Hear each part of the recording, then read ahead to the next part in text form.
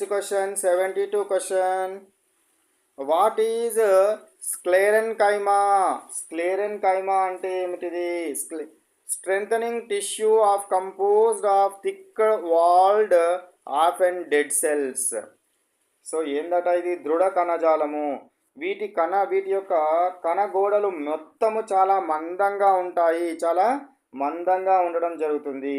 ఈ కణాలు పూర్తిగా చనిపోయినవి, డెడ్ సెల్స్.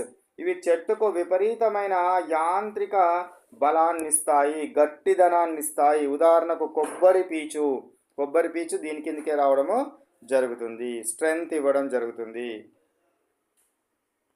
73 క్వశ్చన్.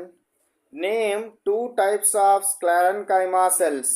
స్క్లెరెన్కైమా సెల్స్ 2 రకాలు చెప్పుమంటున్నాడు.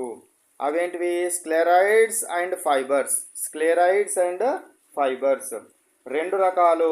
వీటి లోపల ఏమవడం జరుగుతుంది మనకు?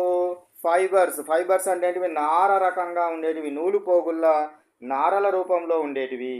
అదేవిధంగా గట్టిగా రాళ్ళలాగా చిన్నగా ఉంటే వాటిని స్క్లెరాయిడ్స్ అంటారు, రాతి కణజాలము అంటారు. స్క్లెరాయిడ్స్ అని అనడం, రాతి కణాలు లేదా రాతి కణజాలం అని అనడం జరుగుతుంది. Next question, 74th question. What is xylem? మరి xylem అంటే ఏమిటిది? Complex permanent tissue that conducts water and minerals, provides support. ఏంటిదట? తెలుగులో దీన్ని ఏమంటారు? xylem అంటే దారువు అని అనడం జరుగుతుంది.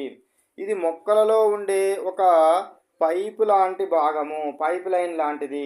వేర్లు పీల్చుకున్న నీరు ఏదైతే ఉంటుందో, వాటర్ అండ్ మినరల్స్ ఏవైతే ఉంటాయో వీటిని చెట్టు యొక్క పై భాగం వరకు, కండక్ట్స్ అంటే తీసుకొని వెళ్ళడము, పై భాగం వరకు తీసుకువెళ్తుంది.